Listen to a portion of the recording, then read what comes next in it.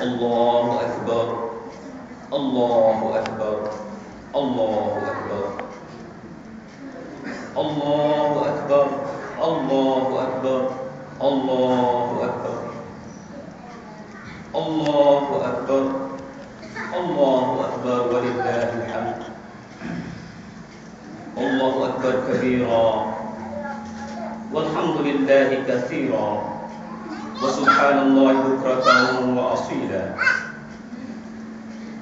Alhamdulillahilladzi amarna an na'budahu wa nuwahhidahu wa nasira ala dinihi wa minhajihi. Asyhadu an la ilaha illallah wahdahu la syarika lah, wa nasara 'abdahu wa a'azza jundahu wa hazama al-ahzaba wahdahu.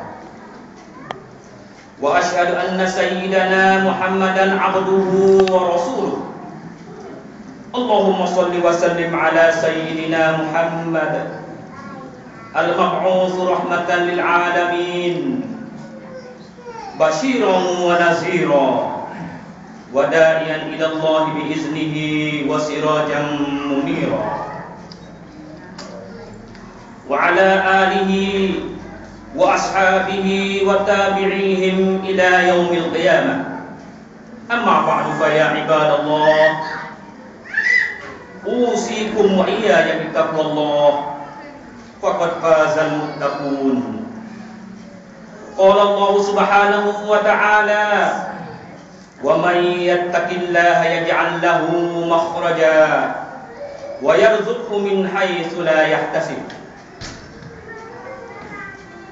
Saudara kaum muslimin muslimat yang berhidayah sekalian, seandainya kita benar-benar bertakwa, Allah akan membukakan pintu rezeki yang tidak terkira banyaknya. Seandainya kita benar-benar bertakwa, nescaya keberkatan akan melimpah ruah dari Allah Subhanahu wa ta'ala. Di antara tanda-tanda kita bertakwa kepada Allah ialah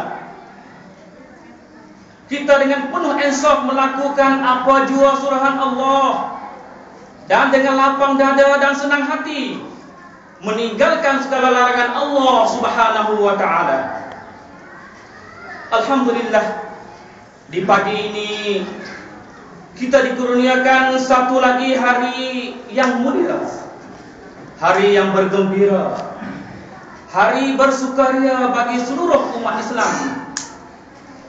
Hari Raya Haji atau Hari Raya Kurban, hari raya yang kita besarkan, hari raya yang kita raikan, hari raya yang kita hormatkan.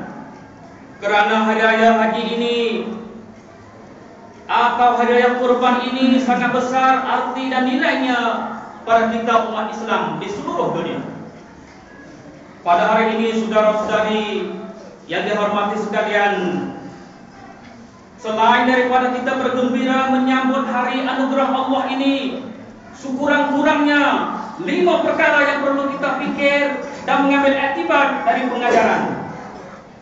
Kerana orang yang bijak akan mengambil iktibar dari apa yang didengar, dan orang yang pandai akan mengambil pengajaran dari apa yang dilihat atau dipandang.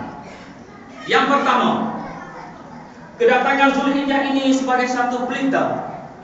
Kedatangan Zulhijjah ini sebagai satu isyarat tentang umur kita yang makin tua. Cepat sekali waktu berlalu, lajunya tidak pernah berhenti. Saat demi saat, menit demi menit, kepada 1 jam sampai ke 24 jam. Artinya umur kita makin berkurang, hanya bilangnya bertambah. Tetapi pada hakikatnya umur kita berkurang. Kita semakin dekat pada kiamat kecil, yaitu kematian. Kita makin dekat ke liang kubur, mendekatkan kita kepada kenikmatan syurga, amin, atau mendekatkan kepada azab neraka, na'udzubillahi min dzalik. Rasulullah SAW membandingkan perjalanan masa bagi orang musafir bagai orang musafir yang berhati teduh di bawah pokok, berteduh sementara sahaja untuk menuju perjalanan yang jauh. Seorang ulama pernah berkata, cairnya umur kita semudah cairnya air batu. Di dalam surah Al-Mu'minun ayat 114, Allah Subhanahu wa taala berfirman, qala illa bistum illa qalila law annakum kuntum ta'lamun. Maksudnya, katakanlah kepada kamu, tidak tinggal di atas bumi melainkan sebentar sahaja, kalau sesungguhnya kamu mengetahui. Waktu adalah kehidupan menyia-nyiakan. Waktu berarti menyia-nyiakan kehidupan. Sebab itulah agar manusia mengerti harga waktu, banyak ayat Al-Quran bahwa Allah Subhanahu wa taala bentangkan dengan permulaan ayat, wal asr innal insana lafi khusr wadduha wal laili idza saja wasyamsi wadduhaha wal fajri walayalin ashr. Semua itu untuk menekankan agar manusia menghargai dan mengisi waktu dengan sebaik-baik. Yang paling kita takuti, umur kita berjalan terlalu cepat, tetapi amalan terlalu lambat. Bandingkan saudara-saudara, umur berjalan laju seperti kapal terbang, tetapi amalan kita mengakak-ngakak seperti kura-kura. Allahu Akbar, Allahu Akbar, Allahu Akbar, walillahil hamd. Yang kedua, pada hari ini berjuta-juta umat Islam melakukan ibadah haji yang merupakan rukun Islam yang kelima. Melakukan haji dengan hati yang taat penuh dengan rasa kehambaan, memuja dan memuji Allah Subhanahu wa taala. Labbaik Allahumma labbaik, labbaik la syarika laka labbaik, innal hamda wan ni'mata laka wal mulk la syarika lak. Susah payah mengerjakan haji membuat mereka benar-benar merasa hamba Allah yang lemah, lebih kuat dan banyak beribadat. Susah payah mereka mengerjakan haji membuat mereka benar-benar merasa hamba Allah yang lemah dan hina. Sebab itulah saudara-saudara, orang-orang yang mengerjakan haji biasanya mereka lebih kuat dan banyak beribadat. Hati mereka benar-benar merasa kekuasaan Allah.